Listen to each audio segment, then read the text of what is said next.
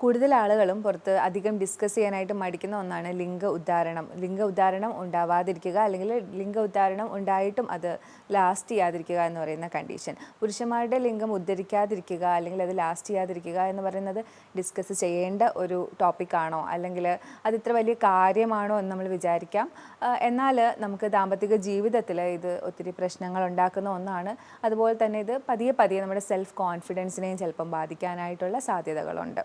ഇന്ന് ഞാനിവിടെ ഡിസ്കസ് ചെയ്യാൻ പോകുന്നത് ഇതുപോലെയുള്ള സെക്ഷൽ ഡിസ്ഫങ്ഷൻ, എറക്ടൈൽ ഡിസ്ഫങ്ഷൻ ഉണ്ടാവുന്നത് അതിന് എന്തൊക്കെ ഡയറ്റ് നമുക്ക് ചെയ്യാം, എന്തൊക്കെ സപ്ലിമെൻറ്റ്സ് കൊടുക്കാം, ഇത്തരത്തിലുള്ള കാര്യങ്ങളാണ് ഞാൻ നിങ്ങളുമായിട്ട് ഡിസ്കസ് ചെയ്യാൻ പോകുന്നത്.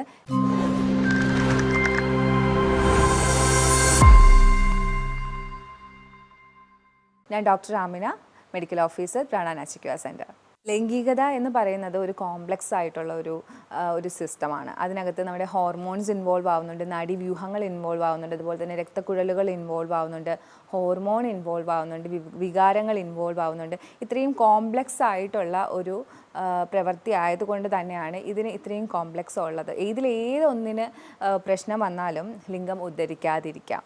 മെഡിക്കൽ കണ്ടീഷൻസ് ആയിട്ടുള്ള ഡയബറ്റീസ്, അതുപോലെ തന്നെ ഹാർട്ടിൻ്റെ കണ്ടീഷൻസ്. ഡയബറ്റീസിൽ മെയിനായിട്ട് നിങ്ങൾക്ക് എല്ലാവർക്കും അറിയാം, ഡയബറ്റീസ് ക്രമേണ ഞാൻ മുമ്പ് ഡിസ്കസ് ചെയ്തിട്ടുണ്ട്, നമ്മുടെ നാഡീവ്യൂഹങ്ങളെയാണ് ബാധിക്കുന്നത്. അങ്ങനെ നാഡീവ്യൂഹങ്ങളെ ഡയബറ്റീസ് ബാധിക്കുന്നത് ലിംഗത്തിലേക്കുള്ള നാഡിയും ബാധിക്കുന്നുണ്ട്. അങ്ങനെ ലിംഗത്തിലേക്കുള്ള നാഡീവ്യൂഹത്തിനെ ബാധിക്കുമ്പോൾ ഉദ്ധാരണം നടക്കാതെ വരാം. അതുപോലെ തന്നെ രക്തക്കുഴലുകൾ, കാർഡിയാക് ഡിസ്ഫങ്ഷൻസ് വരുമ്പോഴും ഇതുപോലെ രക്തം പമ്പ് ചെയ്യുന്നതിൻ്റെ കുഴപ്പമാണല്ലോ കാർഡിയാക് ഡിസ്ഫങ്ഷൻസിൽ വരുന്നത്.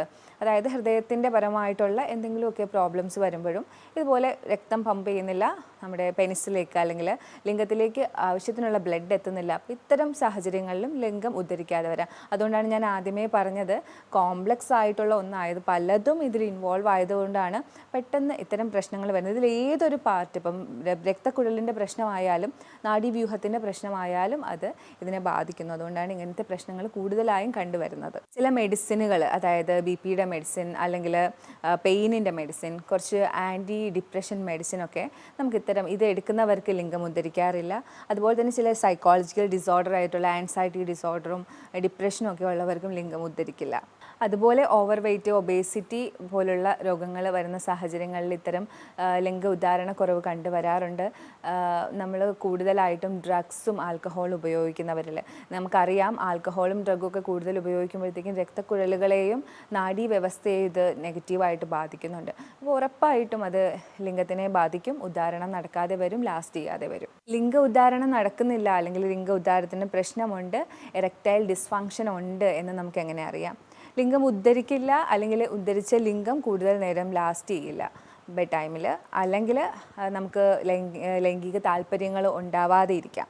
ഇത്തരം സാഹചര്യങ്ങളിലാണ് നമുക്ക് അതൊരു എറക്ടൈൽ ഡിസ്ഫങ്ഷൻ ആണ്, അല്ലെങ്കിൽ ഉദ്ധാരണക്കുറവ് ഈ വ്യക്തിക്കുണ്ട് എന്ന് നമുക്ക് പറയാൻ കഴിയുന്നത്. ഇത്തരം ലിംഗം ഉദ്ധരിക്കാതെ ഇരിക്കുന്ന അവസ്ഥ, അല്ലെങ്കിൽ ഉദ്ധാരണക്കുറവ് അനുഭവിക്കുന്നവർ ഇത് ഡയറ്റിൻ്റെ പ്രശ്നമാണോ എന്ന് എപ്പോഴും, എല്ലാം ഡയറ്റിൻ്റെ പ്രശ്നം കാരണമാണല്ലോ, അപ്പോൾ ഇതിനൊരു പങ്ക് ഡയറ്റിലുണ്ടോ എന്ന് നമുക്ക് എന്തായാലും ഒരു സംശയം ഉണ്ടാവും.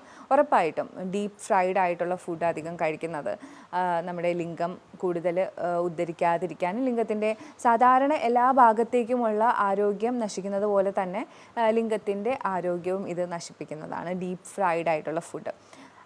അതിൽ തന്നെ നമ്മൾ ഏത് ഓയിലാണ് ഉപയോഗിക്കുന്നത് നമുക്കറിയില്ലല്ലോ. അപ്പോൾ അത്തരം ഭക്ഷണങ്ങൾ, നിങ്ങൾക്ക് ഇത്തരം പ്രശ്നങ്ങൾ നിങ്ങൾ അനുഭവിക്കുന്നുണ്ടെങ്കിൽ ദയവ് ചെയ്ത് അത്തരം ഭക്ഷണങ്ങൾ നിങ്ങൾ ഒഴിവാക്കുന്നതായിരിക്കും കൂടുതൽ നല്ലത്. നമ്മൾ ഫുൾ ഫാറ്റ് ഡയറി, അതായത് ഫാറ്റുള്ള ഡയറി, നമ്മൾ സ്കിംഡ് മിൽക്ക് എന്നൊക്കെ പറയും, അതല്ലാണ്ട് ഫാറ്റ് ഫുള്ളായിട്ടുള്ള ഡയറി പ്രോഡക്ട്സ് യൂസ് ചെയ്യുന്നത് നമ്മുടെ ഇത്തരം പ്രശ്നങ്ങൾ ഫേസ് ചെയ്യുന്ന ആൾക്കാർക്ക് അത്ര നല്ലതല്ല. കാരണം ഇതിനകത്തുള്ള ആൻറ്റിബോഡീസ് നമ്മുടെ സെക്ഷൽ ഇറക്ഷൻ ഡിസ്ഫങ്ഷനെ കൂടുതൽ വഷളാക്കത്തതേ ഉള്ളൂ. അതുകൊണ്ട് ഫുൾ ഫാറ്റുള്ള മിൽക്ക് ഇത്തരം ആൾക്കാർ ലിംഗം ഉദ്ധരിക്കുന്നില്ല എന്ന് പരാതിപ്പെടുന്നവർ ഒഴിവാക്കുന്നത് നല്ലതാണ്. നമ്മളെപ്പോഴും നല്ലതാണ് എന്ന് പറയുന്ന ഫ്ലാക്സ് സീഡ്, അതുപോലെ തന്നെ സോയ, ഇത് ലിംഗം ഉദ്ധരിക്കാത്ത ആൾക്കാർക്ക്, അല്ലെങ്കിൽ ലിംഗം ഉദ്ധരിക്കുന്നു അത് ലാസ്റ്റ് ചെയ്യുന്നില്ല, അത്തരം ആൾക്കാർ ഒഴിവാക്കുന്നതാണ് നല്ലത്. കാരണം ഈസ്ട്രോജൻ്റെ അളവ് ഇത്തരം ഭക്ഷണത്തിൽ കൂടുതലാണ്, ഫ്ലാക്സ് സീഡിലും അതായത് സോയയിലും കൂടുതലാണ്. ഈസ്ട്രോജൻ ഒരു ഫീമെയിൽ ഹോർമോണാണ്. അതുകൊണ്ട് തന്നെ ഇത് കൂടുമ്പോഴത്തേക്കും ടെസ്റ്റോസ്റ്റിറോണിൻ്റെ പ്രവർത്തനം നന്നായി നടക്കില്ല. ഇത്തരം സെക്ഷൽ ഡിസ്ഫങ്ഷൻ ലൂടെ കടന്നു പോകുന്നവർ എന്ത് കഴിക്കണം, എന്ത് കഴിച്ചാലാണ് ഇത്തരം ഉദാഹരണം കുറയുന്നത്, അതിനെ പരിഹരിക്കാൻ പറ്റുക എന്നുള്ളത് എപ്പോഴും നമുക്കൊരു കൺഫ്യൂഷനും അല്ലെങ്കിൽ ടെൻഷനും നമുക്ക് എപ്പോഴും ഉണ്ടാവും. നമ്മൾ ഒത്തിരി റെഫർ ചെയ്യും. അപ്പോൾ ഇവിടെ ഞാൻ കുറച്ച് സ്റ്റഡീസിലൊക്കെ വന്നിരിക്കുന്ന കാര്യങ്ങളാണ് ഇവിടെ ഡിസ്കസ് ചെയ്യുന്നത്. നമുക്ക് വാട്ടർമെലൺ വളരെ നല്ലതാണ്. വാട്ടർമെലണിൽ അടങ്ങിയിട്ടുള്ള സിട്രുലിൻ എന്ന് പറയുന്ന ഒരു കണ്ടന്റ് ഉണ്ട്, അമിനോ ആസിഡാണ്. അപ്പോൾ ഇത് വന്നിട്ട് നമ്മുടെ ലിംഗത്തിലേക്കുള്ള രക്തയോട്ടവും ലിംഗത്തിൻ്റെ പ്രവർത്തനങ്ങളും ഒക്കെ കൂടുതൽ നന്നായി നടത്താനായിട്ട് ഹെൽപ്പ് ചെയ്യുമ്പോൾ ഒരു ഗ്ലാസ് വാട്ടർമെലൺ ഒക്കെ കുടിക്കുന്നത് വളരെ നല്ലതാണ് ഉദാഹരണത്തിന് വേണ്ടി. അതുപോലെ തന്നെ മാതളം വളരെ നല്ലതാണ്. മാതളത്തിനകത്ത് ഉള്ള ഒരു ആൻറ്റി ഓക്സിഡൻറ്റ് നൈട്രിക് ഓക്സൈഡിനെ ആക്ടിവേറ്റ് ചെയ്യും. അങ്ങനെ നൈട്രിക് ഓക്സൈഡിനെ ആക്ടിവേറ്റ് ചെയ്യുമ്പോഴത്തേക്കും ഈ നൈട്രിക് ഓക്സൈഡ് ചെയ്യുന്നത് എന്ന് പറഞ്ഞാൽ നൈട്രിക് ഓക്സൈഡ് നമ്മുടെ എല്ലാ കാര്യങ്ങളെയും ഉത്തേജിപ്പിക്കുന്ന ഒരാളാണ് നൈട്രിക് ഓക്സൈഡ്. ഇത് വന്നിട്ട് ലിംഗത്തിനെയും ഉത്തേജിപ്പിക്കാനായിട്ട് സഹായിക്കും. അങ്ങനെ ലിംഗ ഉദ്ധാരണം കൂടുതലായിട്ട് നമുക്കുണ്ടാവും. അതാണ് പോമഗ്രാനൈറ്റിൻ്റെ ഒരു ഉപയോഗം. നമ്മുടെ മാതളം കഴിക്കുന്നത് വളരെ നല്ലതാണ്. ഉറുമാൻ പഴം, മാതളം എന്നൊക്കെ പറയും. അതുപോലെ തന്നെ അത്തിപ്പഴം, ഫിഗ്, ഇതൊരു ഡ്രൈ ഫ്രൂട്ടാണ്. ഈ ഡ്രൈ ഫ്രൂട്ട് നമ്മൾ എടുക്കുന്നതിലൂടെ നമുക്ക് ഒത്തിരി എനർജി കിട്ടുന്നുണ്ട്. ഒത്തിരി എനർജി ഉള്ളതാണ് ഈ ഡ്രൈ ഫ്രൂട്ട്. അപ്പോൾ അത് നമുക്കിങ്ങനെ പാലിനകത്ത് കുതിർത്ത് രാവിലെ എടുക്കാവുന്നതാണ്. എല്ലാ രീതിയിലും ഈ ഡ്രൈ ഫ്രൂട്ട് വളരെ നല്ലതാണ് ബോഡിക്ക്. അതിനോടനുബന്ധിച്ച് തന്നെ ലിംഗത്തിൻ്റെ ഉദ്ധാരണത്തിനും ഈ ഡ്രൈ ഫ്രൂട്ടായിട്ടുള്ള അത്തിപ്പഴം ഒത്തിരി സഹായിക്കുന്നുണ്ട്. ആൻറ്റി ഓക്സിഡൻസ് കൂടുതൽ അടങ്ങിയിട്ടുള്ള അവക്കാഡോസ്, ഒലിവ് ഓയിൽസ്, അത്തരം ഫുഡുകളൊക്കെ ഉൾപ്പെടുത്തി കഴിഞ്ഞാൽ നമുക്ക് ലിംഗോദ്ധാരണത്തിന് സഹായിക്കും. എപ്പോഴും നല്ല ക്ലീനായിട്ടുള്ള ഭക്ഷണം കഴിക്കുക. അതായത് ക്ലീൻ എന്ന് പറയുമ്പോഴത്തേക്കും വൃത്തിയുള്ള അടുക്കളയിൽ ഉണ്ടാക്കിയതെന്നല്ല, അത് ടോക്സിൻസ് കുറഞ്ഞ ഭക്ഷണം കഴിക്കുക. നമ്മളിവിടെ വരുമ്പോഴത്തേക്ക് എപ്പോഴും ഞാൻ പേഷ്യൻസിനോട് പറയും, ഇവിടെ ക്ലീൻ ആയിട്ടുള്ള ഭക്ഷണമാണ് നിങ്ങൾക്ക് തരുന്നത്. അതിൻ്റെ അർത്ഥം ഒരിക്കലും അത് ക്ലീൻ ആയിട്ടുള്ള കിച്ചണിൽ ഉണ്ടാക്കിയെന്നല്ല. അതിനകത്ത് കൊളസ്ട്രോൾ ഉണ്ടാക്കുന്ന കാര്യങ്ങൾ കുറവായിരിക്കും, ബ്ലഡ് പ്രഷർ കൂട്ടുന്ന കാര്യങ്ങൾ കുറവായിരിക്കും, ബ്ലഡ് ഷുഗർ കൂട്ടുന്ന കാര്യങ്ങൾ കുറവായിരിക്കും.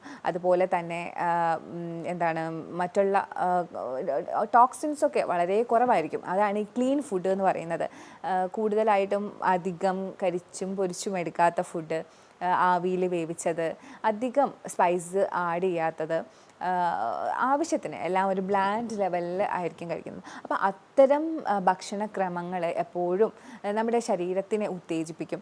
അങ്ങനെ ഒരു 10 ദിവസം അല്ലെങ്കിൽ 15 ദിവസം ഇത്തരം ഡയറ്റുകൾ ഫോളോ ചെയ്യുന്നത് നിങ്ങളുടെ ലിംഗ ഉദ്ധാരണം നല്ല രീതിയിൽ തിരികെ കൊണ്ടുവരാൻ, അത് നല്ല രീതിയിൽ പ്രവർത്തിക്കാനായിട്ട് നിങ്ങളെ സഹായിക്കും. നട്ട്സ്, ബദാം, സീഡ്സ്, ഇതൊക്കെ എപ്പോഴും മിനറൽസും വൈറ്റമിൻസും ഒരുപാട് റിച്ച് ആയിട്ടുള്ളതാണ്.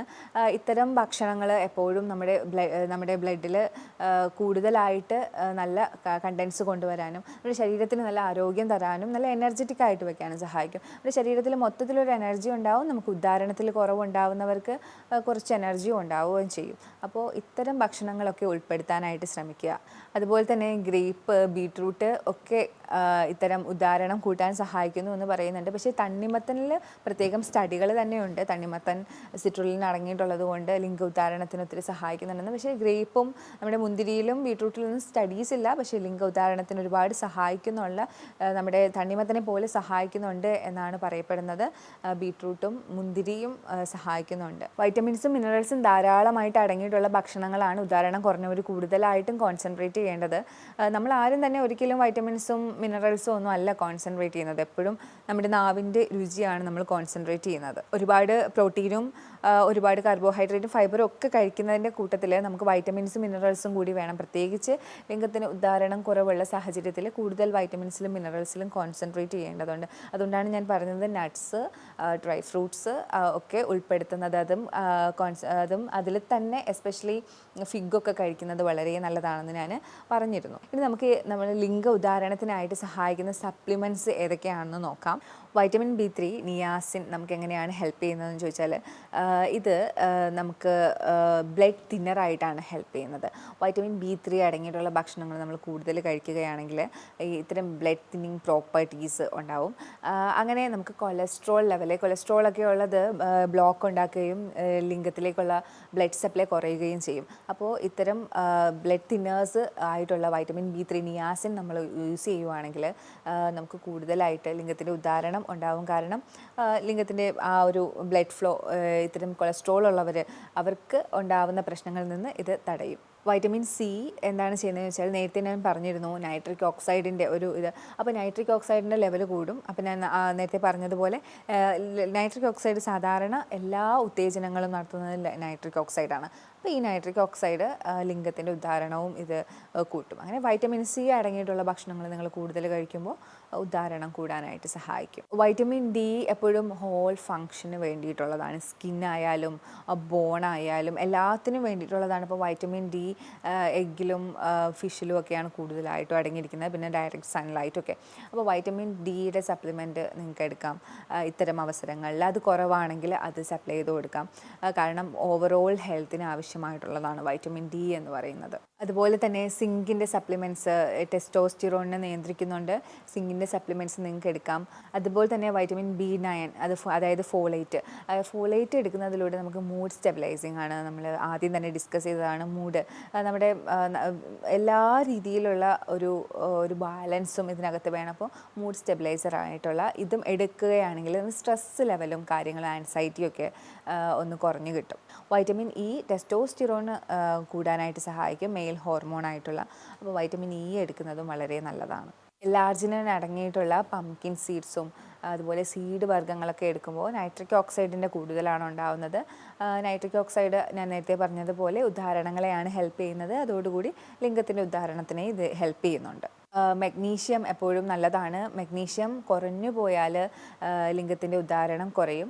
മഗ്നീഷ്യം എപ്പോഴും ബ്ലഡ് വെസൽസിനെ കൂടുതൽ നല്ല ആരോഗ്യകരമായിട്ട് വെക്കാനായി റിലാക്സ് ചെയ്യുന്ന ഒന്നാണ് മഗ്നീഷ്യം എന്ന് പറയുന്നത്. അപ്പോൾ ഇതിൻ്റെ കുറവ് നമ്മുടെ ബ്ലഡ് വെസൽസിനെ കൺസ്ട്രക്റ്റ് ചെയ്യുകയും ലിംഗത്തിൻ്റെ ഉദ്ധാരണം കുറയ്ക്കുകയും ചെയ്യും. ഇത് നമുക്ക് കൂടുതലായിട്ടും അവക്കാഡോസ്, ലെഗ്യൂംസ് ഒക്കെ ഉപയോഗിക്കാം മഗ്നീഷ്യം കൂടുതലായിട്ട് നമുക്ക് കിട്ടാനായി.